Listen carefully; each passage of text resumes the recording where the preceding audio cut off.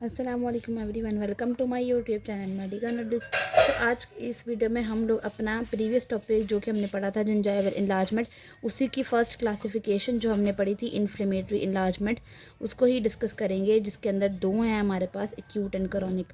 सो gingival enlargement में result from the chronic और acute inflammation. Chronic जो हमें पता है लॉन्ग टर्म होती है और एक्यूट जो हमें पता है शॉर्ट टर्म होती है। Although chronic changes are more common, मतलब ज़्यादा जो डिजीज़ होती हैं उनमें क्रॉनिक जो है वो ज़्यादा होती है हमारे पास।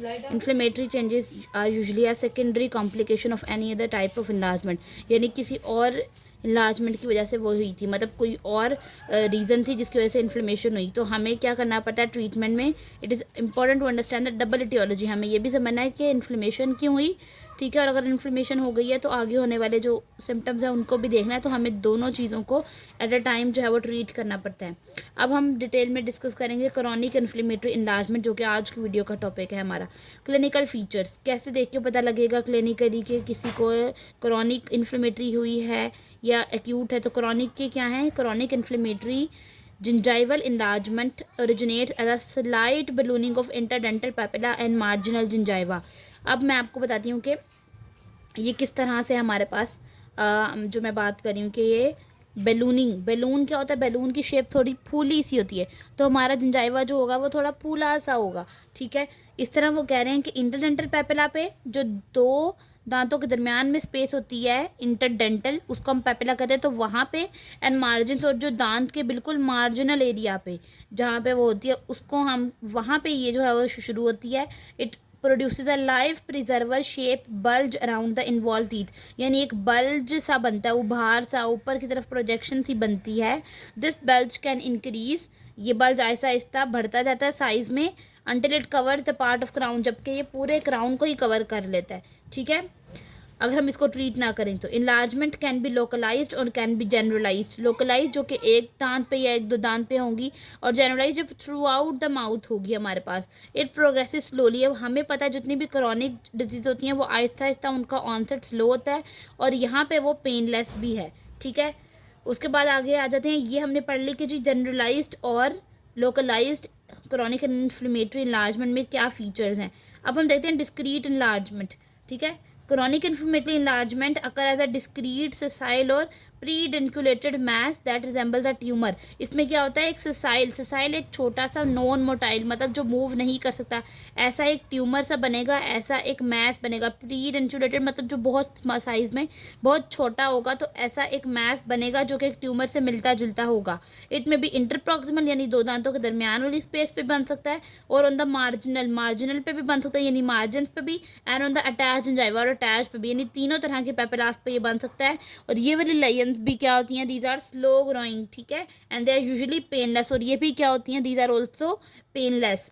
They may undergo a spontaneous reduction in size that is followed by exacerbation and continued enlargement। Aahista Aahista इनका साइज और छोटा होता भी जाता है, ये कह रहे हैं। Painful ulceration sometime occur in the fold between mass and the adjacent gingiva, यानी उनके दरमियान में जो हमारे पास छोटा सा एक मैस बना है और जो जिंजाइवा उसके दरमियान में अल्सर भी बन सकते हैं, और वो बहुत ही ज़्यादा पेनफुल होते हैं। Late me show you the diagram कि मैंने जो आपको बताया कि किस तरह ये इंटरडेंटल पेपिला पे बन रहा है, ये मैं आपको भी दिखाती हूँ।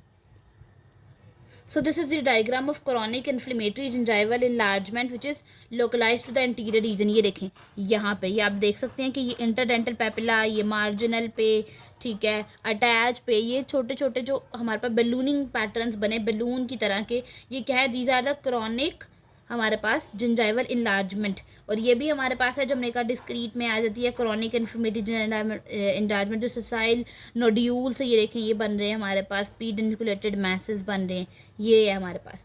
अगर हम इसकी इटियोलॉजी को देखें, let me show you the etiology के इसके अंदर क्या क्या रीजंस हैं जिसकी वजह से ये बनती है। Chronic inflammatory gingival enlargement is caused by prolonged exposure और टू डेंटल प्लाक, मतलब अगर प्लाक बना है और वो काफ़ी देर तक बना ही रहे तो ऐसा आहिस्ता वो जिंजाइवल इनलार्जमेंट क्रिएट करने लग जाता है। Factors that favour plaque accumulation, वो फैक्टर जिनकी वजह से प्लाक ज़्यादा बना है, जैसे कि हम कार्बोहाइड्रेट्स बहुत लें, हम ऑरल हाइजीन मेंटेन ना करें, तो उसकी वजह से प्लाक बनता है और आहिस्ता आहिस्ता हमारी जो सारी जिंजाइवा वो बड़ा होना शुरू हो जाता है। ओरल हाइजीन मैंने बता दिया, पूरा आप ब्रश नहीं कर रहे प्रॉपर टाइम पे, आप फ्लॉसिंग नहीं कर रहे।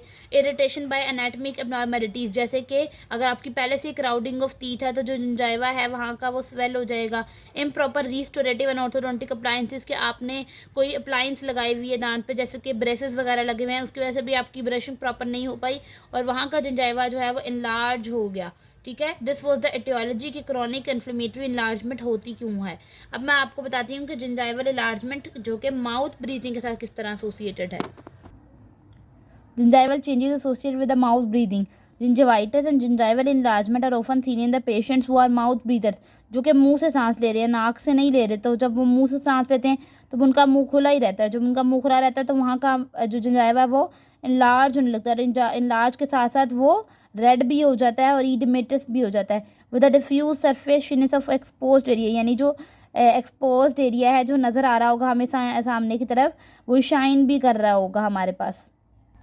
The maxillary anterior region is the most common site of such enlargement, यानी जो कि जिंजाइवल इनलार्जमेंट है वो मोस्टली एंटीरियर टीथ पे होती है, जो कि मैंने आपको दिखा भी दिया कि chronic inflammatory gingival enlargement to the interior region mostly हमें यहाँ पे नजर आएगी, पोस्टीरियर में बहुत कम होती है। It is mostly in the interior region. उसके बाद है in many cases the altered gingiva is clearly demarcated from the adjacent unexposed gingiva, यानी हम उसको इजीली जो है डिफरेंशिएट कर सकते हैं कि कौन सा जो है वो नॉर्मल है और कौन सा हमारे पास एक्सपोज्ड है।